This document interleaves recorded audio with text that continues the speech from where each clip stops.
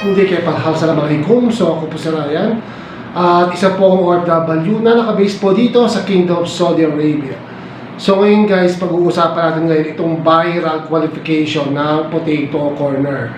So ito guys, kumakalat ito sa internet at sobra dahil grabe sila sa qualification guys parang napaka-perfect ng kinukuha na lang empleyado, di ba? Sobra. Parang mag-a-apply ka ng artista, hindi naman crew eh.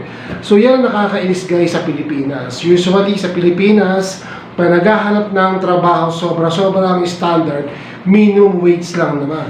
Alay dito guys sa Saudi Arabia, pag yung employer mo, nagkasundo kayo sa presyo, kahit na ano itsura mo, kahit na anong edad mo, di ba? Tatanggapin ka nila basta kaya mo yung trabaho.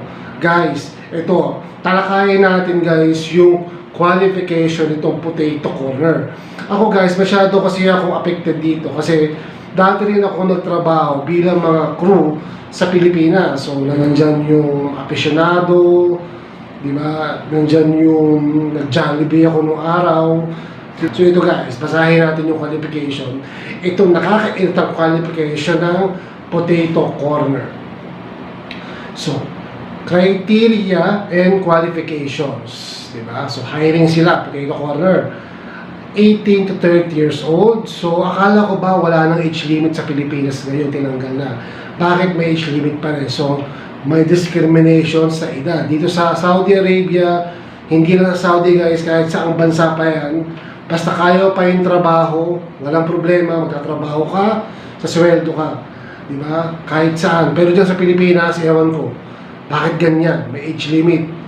At least high school graduate, knowledge to basics, mathematical, computation. So, pwede kasi usually, kailangan talaga sa ganun guys kasi may mga inventory yan eh. Diba? Kung ano yung benta. So, kailangan talaga magaling ka sa math. Preferably by female, kailangan babae. Have a good visual in fact and pleasing personality. So yun, doon nagkakatalo guys. So ibig sabihin nyo, pag hindi na ganun kaganda, hindi na ganun kagwapo, wala nang karapatang magtrabaho sa kanila. Anong kinalaman nun sa pagbebenta ng french fries guys, di ba? Hindi naman yung sarili nila yung ibinibenta nila, kundi yung french fries. Ano ba to? Weight must be proportionate to the height. So ano yun? Kailangan daw guys, yung bigat mo o yung timbang mo kailangan proportion dun sa height mo. So, sabihin guys, magpapa-BMI ka pa.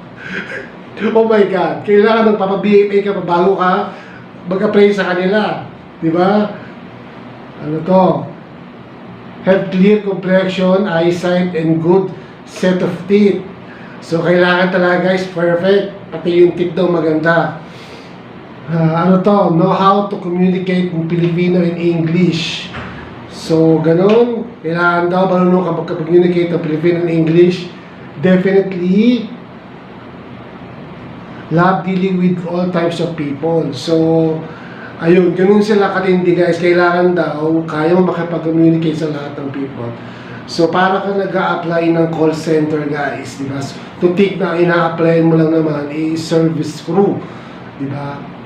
Ako kasi guys, kaya ako apektado sa ganyan. Kasi usually, ang napagdaanan ko, maghanap ng trabaho sa Maynila at napakahirap talaga. Pero kung ganyan naman yung qualification, maiinis, nakakainis. Diba? Pero anyway guys, ito, bumawi naman guys yung potato corner sa, ano nila, kumbaga, sa viral qualification nila. So, nagbigay naman sila guys ng message nila, itong potato corner, about nga dun sa trending qualifications nila. So, ang sabi nila, we at Potato Corner had an embarrassing moment over the weekend involving a well-meaning but inappropriate job posting being released. So, we hope to set things right. Our values are all about diversity and inclusion. And true to the experience that we offer, we believe in celebrating the uniqueness that each individual brings.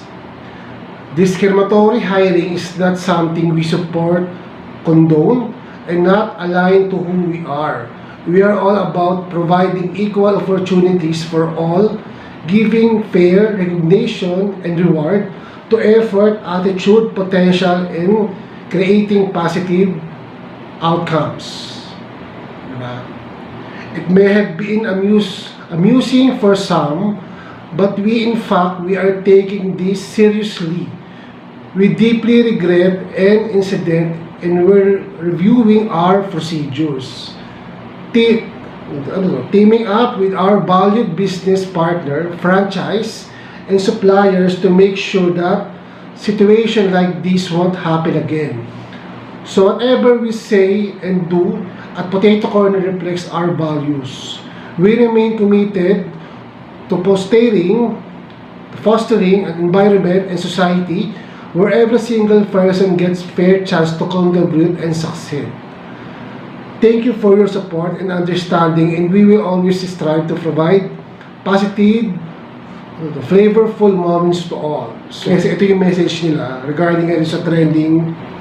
Kumbaga, nagbibigay sila ng equal chance. Kumbaga, kung na-misinterpret ninyo yung ano nila, yung trending na qualifications nila, so ito na yung pahayag nila regarding doon.